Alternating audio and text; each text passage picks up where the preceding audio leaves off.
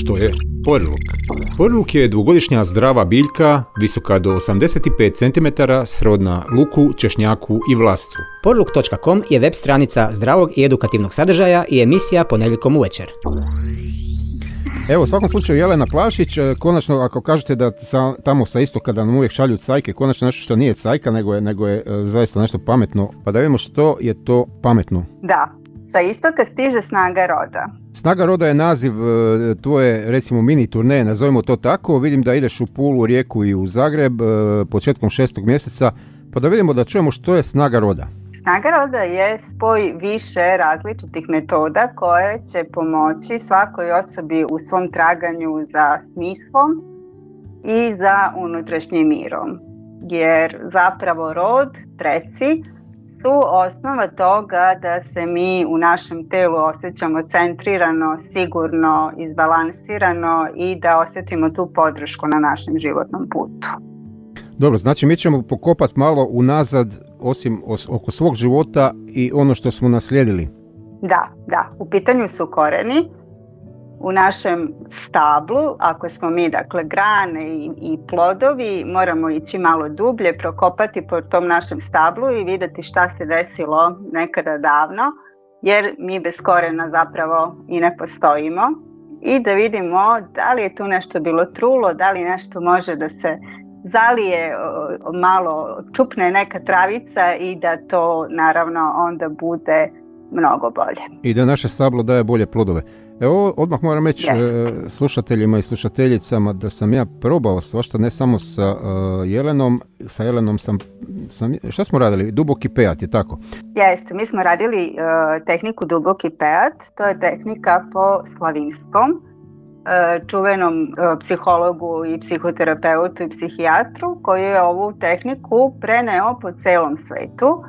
Izuzetno duboka, transformišuća i spiritualna tehnika.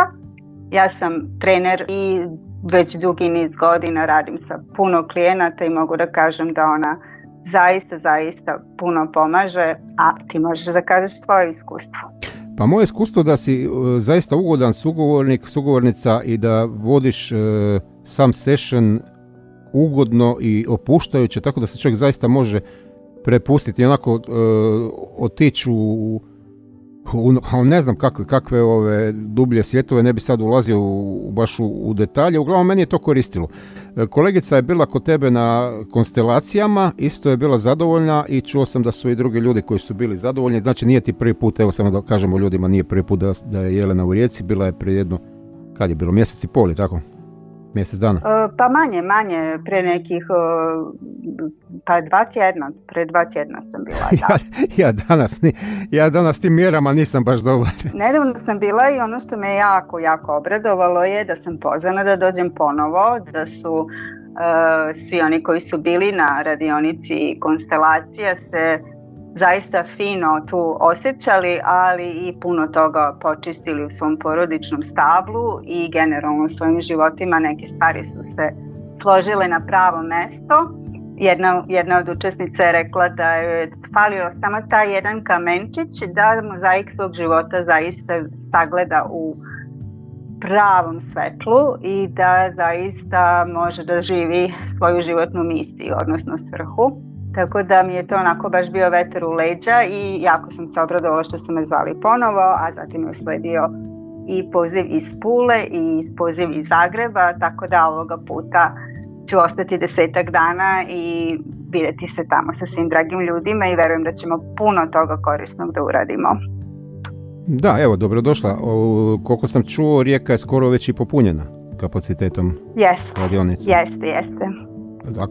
Subota 7.6. je u Rijeci i tu je skoro popunjeno, jer eto, već sam bila prošli put i svi ti ljudi koji su bili prošli put žele da dođu ponovo. Ima par još slobodnih mjesta, ali eto, imamo i Pulu, to je 8.7. Tu su otvorene prijave, to smo tek nedavno dogovorili taj termin i imamo Zagreb 4.6. sreda. Dobro, čuli ste, ja ću napisati kontakte na porluk.com, tako ako vas bude zanimalo ćete se javiti Jeleni. A daj da mi malo vidimo, znači uvijek se kaže da smo mi nešto iz djetinjstva, potegli pa imamo nekakve fleševe iz djetinjstva. Evo, ja mogu reći iz prve ruke, s obzirom i na tvoju tehniku i rad s tobom i rad s nekim drugim tvojim kolegicama, da sam našao i neke stvari koje su onako bile naslijeđene, koje recimo mi mama kasnije kaže, ba da, to sam ja kad sam bila mlada imala isto takav sličan problem. Znači mi u biti ono što oni ne riješe očigledno prenosimo dalje i onda mi pokušavamo riješiti ili ne pokušavamo riješiti pa nas davi.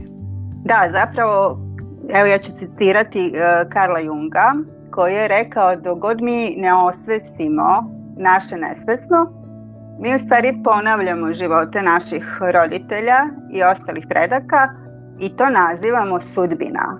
Mm-hmm. Znači smatramo da je to nešto što nam je dato i da moramo tako da živimo, ali što smo više na toj lestvici svesti i što se više penjemo gore, možemo da sagledamo da neke stvari ipak imamo slobodnu volju i možemo da odlučimo da živimo drugačije.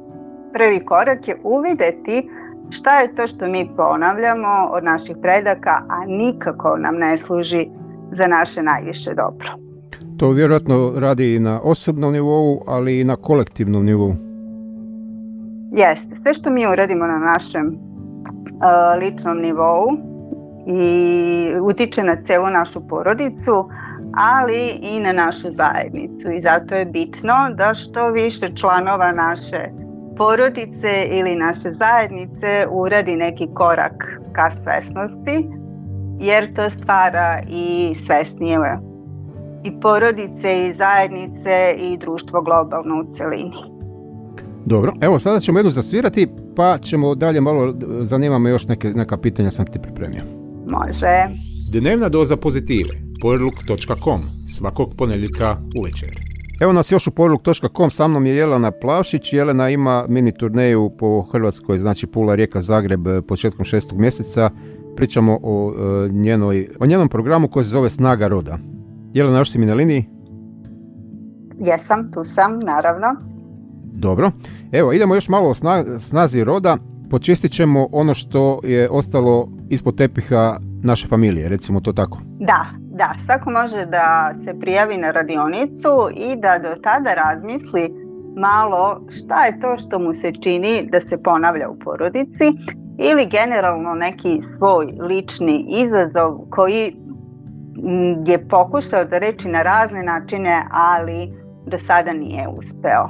Ono što je jako specifično za ovaj vid rada na sebi, porodične konstelacije, da je ovo izuzetno dubok energetski rad i da na energetskom nivou pre svega integriše one delove nas koji nisu još uvek integrisani, koji se nalaze u našoj esenciji, koje ne vidimo. Tako da prva stvar koja se desi na konstelacijama je da mi uvidimo te zakonitosti po kojima živimo naš život, a onda se na samoj konstelaciji dešava i integracija, tako da kada završimo radionicu mi smo spremni da promenimo naš život iz korena. Reci mi, ko može prisustvovati radionici? Da li postoji netko ko ne može? Naprimjer, neko ko ima psihičkih problema ili fizičkih ili mogu svi prisustvovati? U suštini, što se tiče fizičkih problema, tu sve u redu. Znači, osoba sa fizičkim problemima može da učestvuje. Ukoliko su neki psihički problemi, potrebno je da osoba ima pored sebe nekog ko je njen staraoc. Da mu pomogne da to sagleda ili... Ne da sagleda, nego jednostavno da bude odgovoran za tu osobu tokom radionice. Misliš na reakcije nekakve? Koliko ima bilo kakve potrebe, ali generalno ovdje se radi na energetskom nivou, tako da u suštini možemo da radimo sa različitim vrstama učesnika. Dobro, i naravno po pitanju godina, po pitanju muško-žensko tu nema limita. Nema, apsolutno su svi dobrodošli. Koliko traje jedan session konstelacije? Koliko traje tvoja radionica? Radionica otprilike traje 6 sati ukupno. To je neki onako limit i za tih 6 sati mi uradimo od 6 do 10 radova, tako da radovi u suštini traju od pola sata do sat vremena. Radovi su svojevrsne vježbe? Jeste, da, konstelacija, odnosno radionica se sastoji od više tematskih radova i osobe koje prisustvuju mogu da postave svoju temu. Postavljanje teme zapravo se radi na taj način što osoba izabere jednu osobu u tom našem krugu koji se tamo stvori, jednu osobu koja energetski podsjeća na njega, dakle osobu koja postavlja temu, i ostali igraju različite uloge. Ono što mi vidimo tokom teme je zapravo koja je dinamika u odnosima i šta se energetski krije u cijeloj toj temi i na ono što je najbitnije, dolazimo do razrešenja. U suštini zavisi kakva je tema, zavisi koliko će trajati, tu može da varira malo. Htio sam te pitati da nam daš nekoliko primjera tema, recimo, koje se najčešće rade. Najčešće teme su uglavnom međuljudski odnosi, da li partnerski odnosi, da li porodični odnosi, odnosi sa roditeljima, braćom, sestrama, često to budu teme, ali mogu da budu i teme u vezi zdravlja, u vezi posla, u vezi novca, u vezi bilo kakve vrste napretka u životu, da li finansijsko, materijalno, duhovno, emotivno. Može bude neka emocija koja se konstantno ponavlja, a da osobi ne prija i da ne zna kako da izađe iz tog začarenog kruga, bez obzira da li je to strah, tuga, bes. Tako da zaista mogu da budu razne teme. Ne znam da li je to sad samo moje, kako bi rekao, stanovište ili evo reci ti, primijetio sam da se nekad te teme preklapaju, znači nešto što nosiš na nekakvom osobnom nivou, recimo i u familiji, i u recimo nekakvim partnerskim odnosima, ljubavnim ili nekakvim drugim, da se preslikava isto uz male promjene, ali recimo da je suština ista i u nekom poslovnom, znači ja sam luzer pa sam svugdje luzer, na primjer. Može da se desi tako, ali može da se desi potpuno suprotno, da je osoba, da kažem, superiorna u nekim delovima svog života, na primjer odlično ide posao, idu međuljudski kontakti, ali u porodičnom okruženju ima izazov, tako da... Znači kao ko nema sreće u ljubavi ima na kartama i obrnuto. Dosta je to u suštini individualno i pošto ova praksa je onako baš duboka, tako da nekad se zaista i dešava da kada radimo na jednoj temi, na primjer tema novac, i kada uspemo u toj temi da dostignemo neki nivo, da, u suštini da dobijemo neki prosperitet na tom, da se i ostala polja života poprave, tako da to je čest slučaj. Da, nekako mi je mirisalo da je to jedan splet sve zajedno, sad kažem, ne mora nužno biti svima isto. Nisam, samo da kažem, ja sam to stavio kao primjer, nisam ja luzer. Što bi rekao tvoj sugrađanin, nisam luzer, naprotiv, osmijeh mi je leitmotiv. Naprotiv. Da, zapravo ta životna volja, odnosno snaga roda, kako sam ja to nazvala, je najbitniji faktor, jer mi kada imamo snagu roda, podršku predaka, mi dobijamo volju za životom i u suštini učimo da upoređujemo samo sebe sa onom našom verzijom od juče ili od pre 5 dana, a da se ne upoređujemo sa drugim ljudima, jer kada uporedimo sebe sa tom prošlom verzijom, mi možemo da vidimo koliko smo mi zaista napredovali, ali ako se upoređujemo sa drugim ljudima, teško da možemo da vidimo svoj napredak, jer mnogim ljudima u nekim poljima se čini nama da im ide bolje, a to može biti baš zato što su njihovi preci mnogo više ostavili i energije, i ljubavi, i materijalnih sredstava nego nama. Tako da je najbitnije da svako od nas se poveže sa snagom svog roda i da dobije tu volju da svoj život učini onako kako on treba da živi i da živi baš po svojoj meri. Da, tako je, a ne da zavirujemo preko tarabe, a ne znamo koja je njihova priča i koji križ oni nose. Tako je, svako nosi neki svoj. Dobro, evo sada ćemo još jednu zasvirati pa idemo u trećem bloku nekakav sukus današnje teme snage roda. Dnevna doza pozitive, powerlook.com, svakog ponedjeljka uvečer. Evo nas i u trećem bloku powerlook.com emisije. Ja pričam sa Jelenom Plavšić iz Novog Sada o snazi roda. Ona dolazi na turneju Pula, Rijeka, Zagreb u početkom 6. mjeseca. Radit će porodične konstelacije. Bereginje nećeš raditi? Ovog puta ne. Ajde samo da kažemo ljudima šta su to kad sam se već lanuo. Bereginje su jedna drevna slavenska praksa. Ona je samo za žene, ali je zanimljivo da i muškarci mogu preko nje da saznaju koja je njihova životna svrha, darovi, talenti, karmički zadaci i to nešto što je najveći životni izazov, ali i kako ga prevazići. To se zove slavenski horoskop roda. I ono što je zanimljivo da također snaga roda kroz ovu praksu može da poteče i ta životna volja koja u stvari određuje i koliko ćemo živjeti, ali i kakav kvalitet života će nam biti. Tako da je to još jedan način na koji možemo da unapredimo svoj život i da naravno i rastemo što se tiče svesnosti i duhovnosti. Pa meni je to nekako najviše zazvonilo od svih ovih što ti radiš, eto baš sad da ih nećeš raditi, ali evo, nadaš za sljedeću turneju da znaš, evo mene imaš odmah na spisku.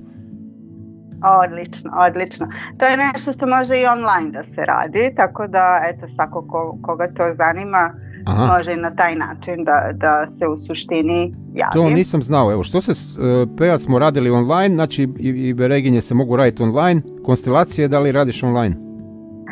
Čak i konstelacije radim online sa određenim figuricama, tako da i to sam radila i na taj način, dakle individualno, 1 na 1, osoba može se javi, postavi svoju temu, ja izvodim figurice i sa njima napravimo tu porodičnu dinamiku, vidimo šta se tu dešava, tako da... Je li snažnije uživo kad su ljudi prisutni ili je ovako isto? Kada smo uživo, u suštini dosta onako postoji ta energija grupe. Međutim, često ljudi kada su neke specifične teme žele da imaju privatnost, da to bude 1 na 1. Ne mogu se možda potpuno otvoriti. Da, i različiti su, imamo ljude koji su ekstroverti i imamo ljude koji su introverti. Tako da bi ja svakom introvertu preporučila da radimo online 1 na 1, jer za njih ponekad grupne radionice budu previše. Znači... Naravno, svako treba da bira onako kako njemu najviše prija, a meni je uvek drago da postignemo maksimalni rezultat, tako da... Dobro, znači za svakoga po nešto. Kako da preporučim. A šta je s onima koji recimo imaju nekakvog hejta, nekakvu mržnju prema nekom porodice koji je recimo nešto im napravio, ne znam, otac je tuko ili djed je, ne znam šta. Da li se to može riješiti na ovaj način? Bez obzira recimo da li je to osoba živa, pa nije živa, možemo i od to, možda nije živa to osoba. Da, to je zapravo poenta da mi u konstelacijama, mi generalno u životu imamo pogled na život 180 stepeni. To je 90 na levo i 90 na desno. A ono što je iza naših leđa, onih drugih 180 stepeni, mi zapravo ne vidimo. U ovom konstelacijskom polju mi u suštini vidimo sebe i onih 180 stepeni iza i često iz te perspektive koja je mnogo drugačija, mnogo svesnija, možemo i te neke situacije koje su nam se dešavale u životu da vidimo na potpuno drugačiji način. Isto tako neke naše srodnike ili druge osobe ćemo opet sagledati mnogo šire i čak ćemo moći u pojedinim situacijama da se stavimo u njihove cipele, da osjetimo kako su se oni u tom trenutku osjećali, šta je se prethodilo takvim dešavanjima i da onda shvatimo da apsolutno svaka osoba u svakom momentu života radi najbolje što ume. U onoliko koliko ima snage roda u sebi, koliko ljubavi je dobio od svojih najdražih, od svoje porodice, zajednice, toliko ljubavi, nežnosti, empatije i može da posjeduje. Ukoliko osoba ništa od toga nije dobila, može da da samo to što ima. Tako da zapravo konstelacije nam daju potpuno novi pogled na život. Da, jer u biti na nama je da to promijenimo. To što imamo mržnju imamo mi u sebi. Ta osoba je već otišla svojim putem ili više možda nije ni živa, a mržnju ili nekakav drugi negativni osjećaj mi nosimo u sebi i danas sutra ćemo ga prenesti možda nekoj novoj generaciji. Znači na nama je da to poravnamo i pometemo. Apsolutno. I samim tim razumevanjem da su ljudi radili onako kako su mogli, prestaje naše zameranje, a time i naša energetska vezanost za te događaje i samim tim mi prestajemo da privlačimo u život ponovo slične događaje, što je najbitnije. I slične partnere i slične odnose, da, imaš pravo. To sam često sam vidio baš na svom primjeru kako u biti polazim ove radionice, svi vi koji mi gostujete, pa ja često odem na koga imam u emisiji. Pa ne vidim kako mi neke stvari jednostavno otpadaju, kako se mijenjaju putem. Da. U suštini, mi se brzo naviknemo na novo i nekad ni ne primetimo koliko je to samo pre nekog vremena bilo mnogo teško. Čim dođemo na novi nivo, imamo taj kvantni skok u svesti, naš kvalitet života se promeni i mi brzo zaboravimo kako je to nekada bilo, što je dobro, to je jedan evolucijski korak bitan da bismo stalno imali ponovo želju za napretkom i ponovo bili nezadovoljni onim što smo do sad postigli, ponovo želeli da idemo još korak dalje. Tako da kada bi imali tu moć introspekcije, onda bismo mogli zaista da vidimo koliko svaka radionica ili svako predavanje ili svaki energetski tretman u stvari nas lansira vrlo visoko u novu kvantnu realnost. Dobro, mislim samo da treba imati pažnju na sebi. Ja recimo primijetim sebe kad gledam prije godinu, prije 10 godina, prije toliko s ovim svim radovima što radim na sebi. Već sam izgradio 4 grada, 8 autoputeva, 60 mostova, nijedan, ne znam, malo statistike, malo... Da, sjajno. U suštini da, ja pričam onako generalno o prosječnoj osobi, ali... Dobro, moram reći da mene to prvenstveno zanima, onda možda više obraćam pažnju, ljudi ponese ih od 9 do 5 rad i onda možda drugačije percipiraju, no. Jeste, to zavisi koliko imamo vremena, koliko smo posvećeni baš toj nekoj analizi, introspekciji, zavisi da i kakav smo tip ličnosti, naravno. Evo Jele moja, mi smo današnju emisiju priveli kraju, ja se nadam da se ljudima svidio naš razgovorčić. Molim te, hajde neku lijepu konkluziju za kraj da damo. Nisam razmišljala o ovome. Evo dok Jelena razmisli, ja ću reći još jednom da je u Puli, Rijeci i Zagrebu početkom 6. mjeseca, a da ćete podatke o tome i kontakt Jelene Plavšić moći na poriluk.com odmah večeras nakon ove emisije potražiti i poslušati još jednu emisiju ako vam se sviđa naš lijepi glasić moj i Jelenin. Jelena, jesi li smislila neku lijepu rečenicu za kraj? Evo nešto što bih rekla onako iz srca pre svega, da ljudi pre svega prate svoje srce i da čuju njegov glas i da čuju šta je sve to što treba pustiti da bi došli do sebe. Jer nije nekako ni poenta stalno sebe nadograđivati, koliko je poenta otpustiti sve ono što nam je nametnuto kroz odrastanje, kroz školovanje, od zajednice, od bilo čija tuđa očekivanja i onako centrirati se u svoje srce i osjetiti ko smo mi bez svega toga što nam je suvišno.